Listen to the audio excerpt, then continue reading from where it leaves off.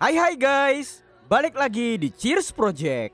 Kali ini aku mau cerita alur film thriller Urban Legend tahun 1998. Film ini bercerita tentang anak-anak kampus yang diteror sama psikopat kejam.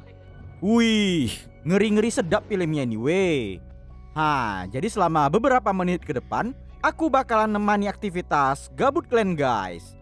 So, stay tune.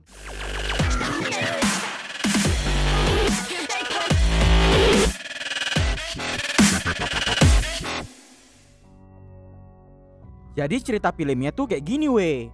Waktu itu kan ada seorang cewek lagi ngendarain mobil malam-malam.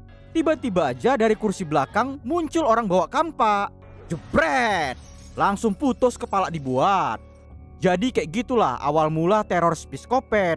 Di lain tempat, di kedai kampus, adalah sekumpulan mahasiswa lagi asik bergosip.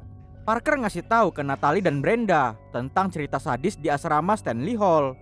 25 tahun yang lalu, semua mahasiswa yang tinggal di sana dibantai nggak ada ampun. Tapi tiba-tiba aja Paul Babang Tampan Morbius datang. Dia bilang kalau cerita itu cuma kisah urban legend yang bukti kebenarannya nggak ada. Apalagi dia ini kerja magang di jurnalis koran kampus, jadi tahu banyak hal yang kayak begituan. Malam udah larut, Natalie balik ke asrama cewek buat istirahat. Tapi pas mau masuk kamar, gak taunya teman sekamar dia, Tessy, lagi ngelakuin kegiatan cocok tanam. Marah dia gara-gara lampu dihidupin. Bisa pula lah kayak gitu ya kan. Mantap. Si Natalie yang ngalah aja. Dia tidur sambil pakai headset. Keesokan hari, Natalie and the gang lagi ngikutin pelajaran sejarah.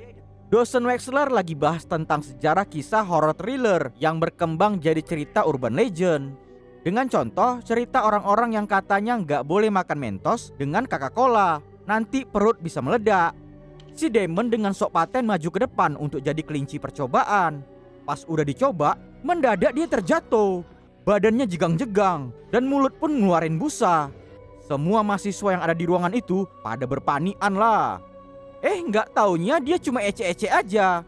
Jadi kayak gitulah weh, salah satu cerita urban legend yang terbukti nggak betul.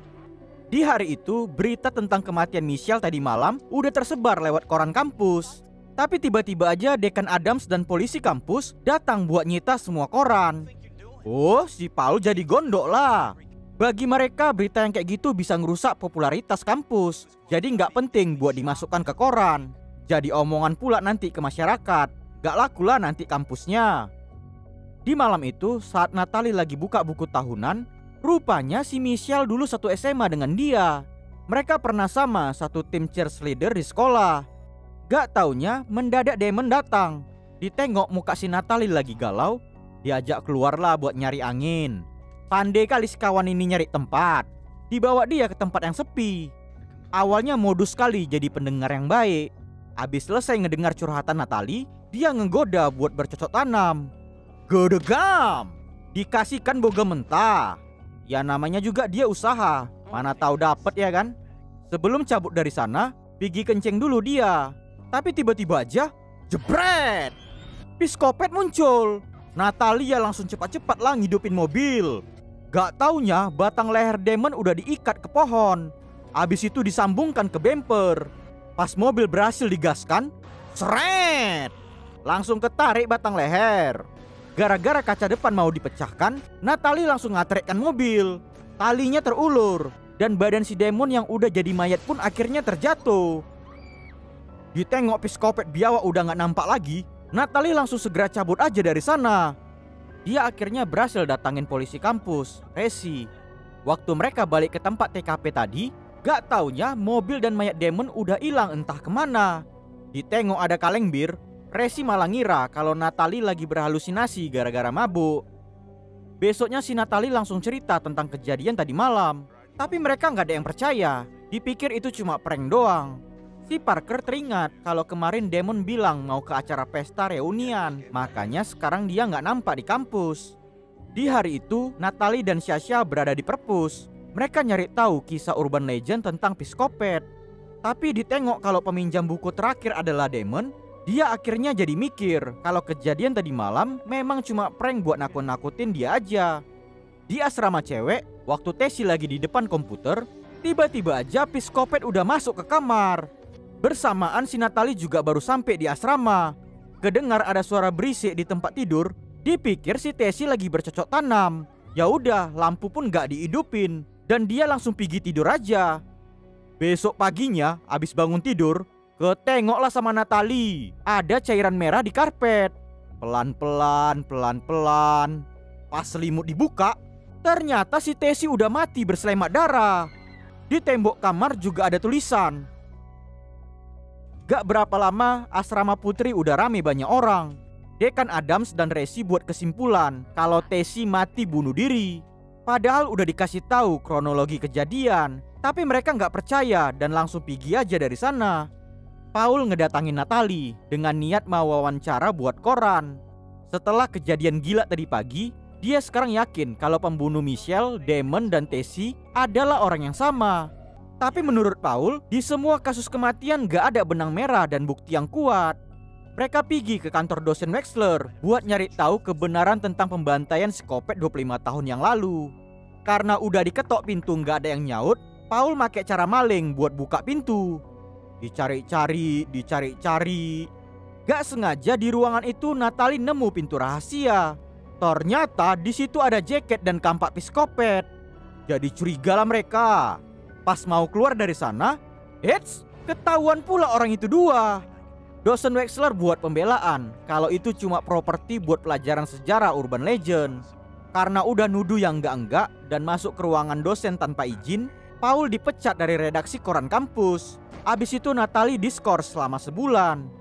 Abis dari sana, Natalie mau pergi nemuin Brenda di kolam renang. Bawaannya udah parno aja. Ditengok ada orang yang pakai jaket psikopat. Dia sampai nekat mecahin kaca pakai kursi.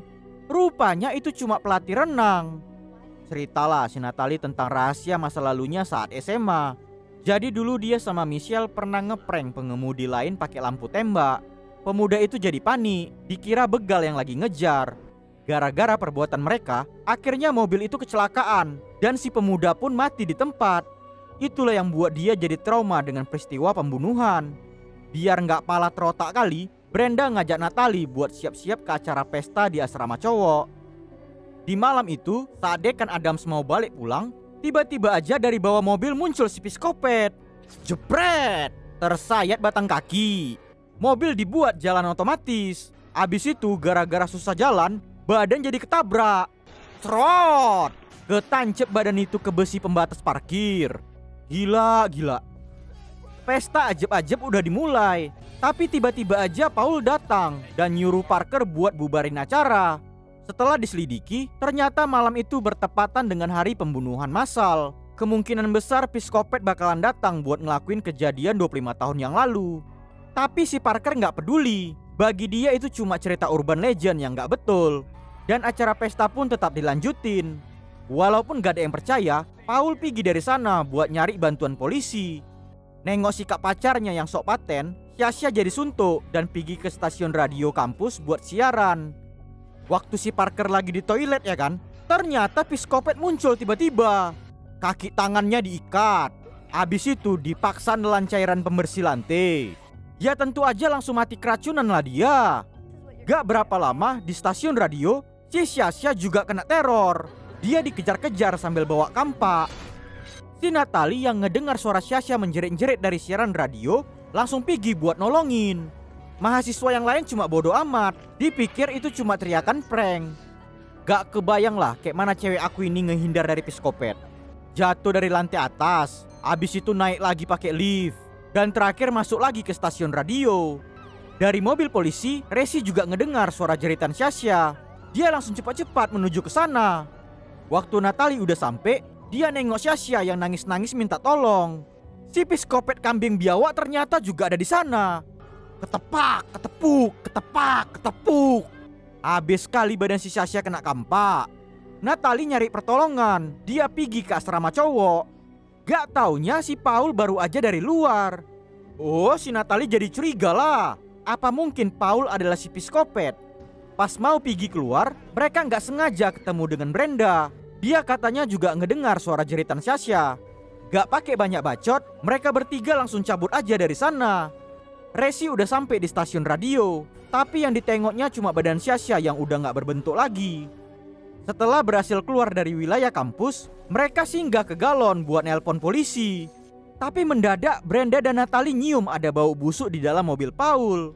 Dicek orang itulah bagasi belakang ya kan. Pas dibuka, ternyata di situ ada mayat dosen Wexler. Itu berarti Paul adalah si psikopat. Langsung larilah orang itu dua dari sana. Saking ketakutannya, Natalie nggak sadar kalau Brenda udah ketinggalan di belakang. Tapi karena si Paul ngejar, makanya dia lari terus sampai ke jalan raya. Kebetulan pula dia ketemu dengan mobil janitor, tukang bersih-bersih di asrama cewek. Dipikir dia udah aman lah ya kan. Nggak taunya si psikopat udah datang ngejar. Kena bodi mobil orang itu. Kemudi nggak bisa dikendalikan dan akhirnya mobil kecampak dari pembatas jalan. Ditengok si janitor udah nggak bernyawa lagi, Natalie langsung lari pergi cabut aja dari sana. Gak berapa lama, akhirnya dia sampai lagi ke kampus. Tapi tiba-tiba aja terdengar suara teriakan Brenda dari dalam bangunan angker Stanley Hall. Masuklah dia ke dalamnya kan. Pelan-pelan, pelan-pelan. Ternyata di kamar atas ada mayat Parker, kemudian mayat Dekan Adams. Abis itu ada juga mayat si Damon. Pas masuk ke ruangan yang lain, dia nengok Brenda yang udah terkapar di kasur. Nangis-nangislah dia ya kan. Tapi mendadak si Brenda bangun. Gedegam. Dikasihkan bau mentah. Ternyata ya kan selama ini yang jadi psikopat adalah Brenda. Dia jadi pembunuh berantai semenjak kematian pacarnya yang mati kecelakaan akibat perengan Michelle dan Natalie waktu SMA. Kebetulan si Resi nengok cahaya dari gedung Stanley Hall. Waktu perut Natalie mau disobek, bersamaan Resi udah sampai di atas. Ikatan tali dilepaskan. Pas tangan Brenda mau diborgol, jebret, kena sayat perut. Rebutan pistol orang itu dua. Tapi ketembak pula badan si Resi. Tiba-tiba aja Paul juga udah sampai di sana. Dia pura-pura benci dengan Natalie biar Brenda mau ngasih pistolnya. Pas pandangan teralihkan, jeder. Resi ternyata masih hidup. Pistol yang jatuh langsung diambil sama Natalie. Dan gak pakai banyak bacot, jeder. Kecampak jatuh psikopat biawak. Paul dan Natalie bergegas dari sana buat nyari bantuan untuk Resi. Di tengah perjalanan, gak disangka si Brenda muncul dari kursi belakang. Wah, ngeri kali armor si Brenda kambing biawak ini Belum mati juga dia ternyata. Ditengok ada jembatan sungai, Paul sengaja nabrakkan mobil ke besi pembatas. Dan akhirnya, bruah, kecampak ke dalam sungai. Mereka nengok badan Brenda yang udah gak bergerak lagi. Dipikir mereka udah aman lah dari teror psikopat. Di penghujung film, kemudian adegan berubah ke tempat kedai kampus. Di sana ada sekumpulan mahasiswa lagi bahas tentang cerita urban legend yang terjadi sama Natalie dan Paul. Tapi mendadak ada seorang cewek yang bilang gini, "Salah kau wak geng, gak kayak gitu ceritanya. Jadi cerita sebenarnya tuh kayak gini weh." Dan akhirnya film pun tamat. Oke guys, demikian alur cerita film Urban Legend tahun 1998. Semoga kalian suka lah ya dengar aku cerita. Pelajaran yang bisa diambil dari film ini adalah kita harus meneladani kekuatan bertahan hidup psikopat yang gak bakalan tumbang walaupun terus diterpa badai. Oke? Ya udahlah dulu ya weh. Tetap dukung channel Cheers Project biar makin berkembang ke depannya. Terima kasih and cheers!